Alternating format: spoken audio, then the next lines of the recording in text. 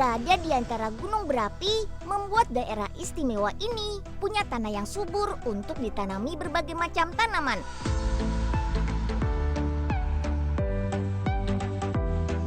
Mulai tanaman pertanian hingga perkebunan bunga yang cantik, seperti bunga krisan ini. Bunga yang juga dikenal dengan nama seruni ini sekarang sudah banyak dibudidayakan karena punya banyak manfaat. Salah satu sentra budidayanya ada di daerah Kaliurang ini. Di sini kita bisa belajar cara budidaya bunga krisan. Mau tahu seperti apa budidayanya? Dan olahan apa saja yang bisa dibuat dari bunga krisan yang cantik ini? Yuk deh, ikut Unyil. Asik, cerah bener hari ini. Bisa main sepeda nih Embul. Nah, bunga ini harus disiram terus, Mel. Biar ndak layu tak iya. Soalnya kalau layu nanti ndak laku dijual, Mel. Bisa rugi Iya, Bu. saya. Bagus banget ya bunga-bunganya. Melani juga mau nanam di depan rumah. Awas, awas. Minggir. Aduh. Apa ini main berasa-berasa Sakit enaknya? nih. Aduh, hancur semua tanaman Bu Juriah ini. Aduh. Tahu nih si Embul. Bikin Dasar kaget embul, aja. embul. Emang gak ada remnya apa sepedanya? Maaf Bu. Ya Remnya ampun, belum Bu. ada-ada aja si Embul.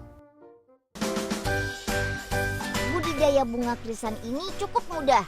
Kita tinggal menanam bibit bunga yang diperoleh dari tanaman induknya. Bibit yang ditanam harus bibit yang sehat dan bebas dari hama. Pasang juga kawat untuk membatasi agar pertumbuhan tanaman ini tidak mengganggu tanaman lainnya. Pak, kalau sudah selesai diapain lagi, Pak? Nanti kita siram ya. Setelah itu siram dan beri pupuk agar pertumbuhannya maksimal. Bunga krisan umumnya akan menghasilkan warna yang bagus jika ditanam di dataran tinggi, minimal 500 meter di atas permukaan laut. Bunga dengan nama jenis krisantemum ini akan mulai berbunga setelah 3 hingga 4 bulan.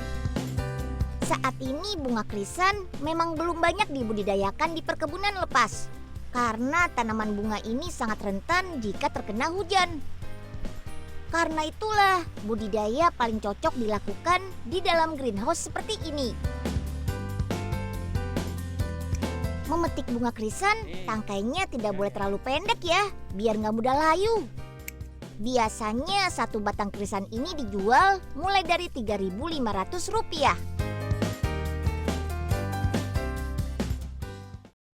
Aduh, jadi benjol deh kepala Embul. Sakit banget lagi.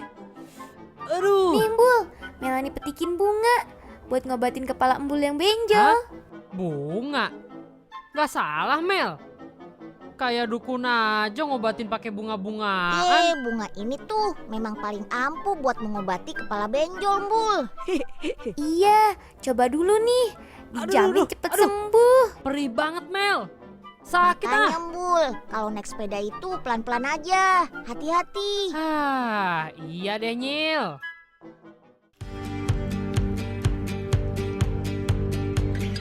Sekarang kita geser ke daerah Kulon Progo. Di sini, ibu-ibu yang tergabung dalam Asosiasi Petani Krisan membuat inovasi teh dari bunga krisan. Krisan yang digunakan bukan cuma krisan yang masih bagus. Yang sudah layu pun juga bisa loh diolah menjadi teh. Pertama, kita potong-potong dulu mahkota bunganya. Setelah itu jemur di bawah sinar matahari selama seharian. Mahkota bunga krisan yang sudah kering, warnanya akan berubah menjadi kekuning-kuningan.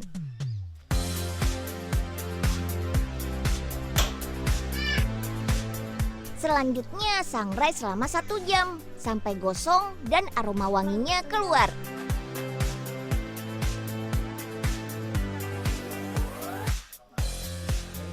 Terakhir tinggal kemas deh. Dalam sehari rumah produksi ini bisa membuat teh krisan hingga 30 kantong. Tersedia dalam kemasan kecil dan besar.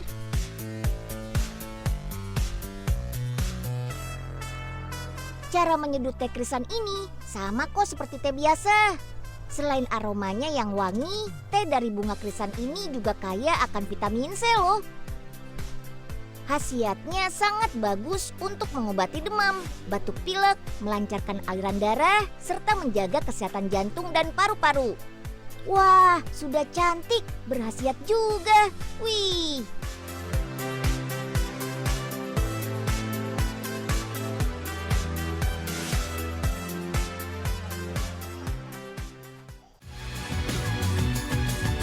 Mempunyai 6.000 jenis tanaman berbunga, Indonesia menjadi surga bagi para lebah pencari madu. Madu asli dari tanaman bunga Nusantara ini bahkan sudah diakui dunia sebagai salah satu yang terbaik loh. Sekarang Unyil akan ajak kalian ke pabrik madu aneka rasa yang ada di Wonogiri, Jawa Tengah. Siapa sih yang gak kenal madu? Makanan yang kaya gizi dan tidak akan pernah basi. Menurut penelitian di luar negeri, madu sangat ampuh sebagai antibiotik alami yang bisa mengalahkan bakteri jahat. Nah, mau tahu seperti apa proses produksi madu aneka rasa ini? Yuk, ikut Unyil, come on! Nah, ini dia tangki penyimpanan madunya. Tangki ini mampu menampung lebih dari 100 ton madu loh. Wih, banyak banget tuh. Pertama-tama, madu-madu alami dibawa masuk ke ruang formulasi. Dalam ruangan ini madu-madu ditimbang untuk diambil berat idealnya.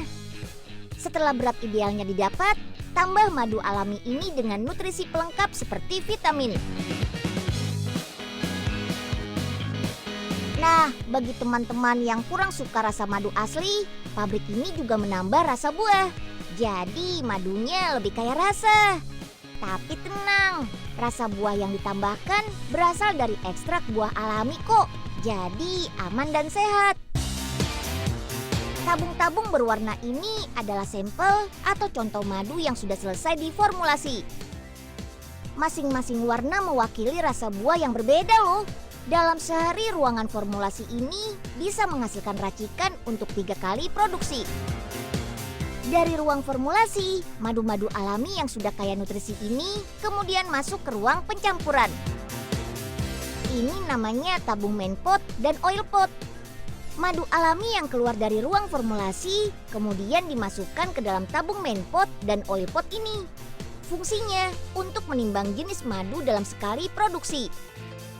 Jika berat idealnya sudah didapat, selanjutnya madu bisa dialirkan ke tabung pencampuran melalui pipa-pipa ini. Setelah dicampur selama 30 menit, cek hasil pencampuran madunya, mulai dari tingkat kekentalan sampai warnanya. Petugas quality control kemudian membawa sampel madu hasil pencampuran untuk diuji kualitasnya. Untuk uji tingkat kekentalan madu menggunakan alat viskometer ini. Selain itu, ada juga uji kandungan nutrisi madu. Madu yang lolos uji, selanjutnya bisa langsung dikemas. Wah, asik. Banyak banget nih stik madunya. Lumayan buat stok Unyil sebulan. Asik-asik. Nyil, mana madu buat Poipe? Katanya mau ngasih, ini malah ngumpulin cemilan. Pok, sabar Pok. Ini kan madu Pok. Ini yang Unyil janjiin buat Poipe. Hah? Lah kok kemasannya beda?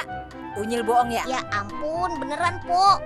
Udah Poipe, tunggu di sana aja. Tabung-tabung ini berisi madu hasil pencampuran. Madu harus didiamkan dulu selama kurang lebih 3 jam. Untuk mengalirkan madu dari ruang pencampuran ke ruang pengemasan ini menggunakan pompa elektrik yang beroperasi secara otomatis. Pompa kemudian tersambung ke mesin filling di ruang berikutnya. Mesin filling ini mampu mengisi 16 sampai 20 stik per menitnya loh. Dalam sehari bisa menghasilkan hingga 2000 stik. Wah, keren! Fungsi mesin ini tidak hanya mengisi madu ke dalam kemasan saja, tapi juga memotong madu menjadi kemasan stik mungil ini. Nah, dalam ruang pengemasan ini juga ada pengecekan kualitas.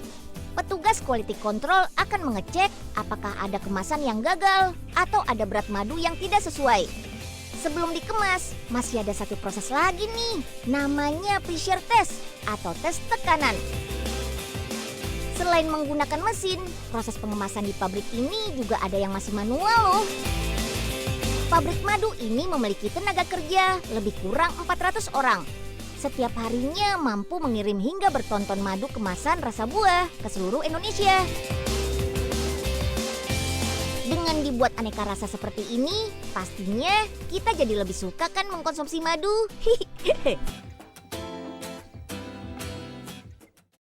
Semalam Ogah gagal nangkep maling gara-gara badan gak kuat lari.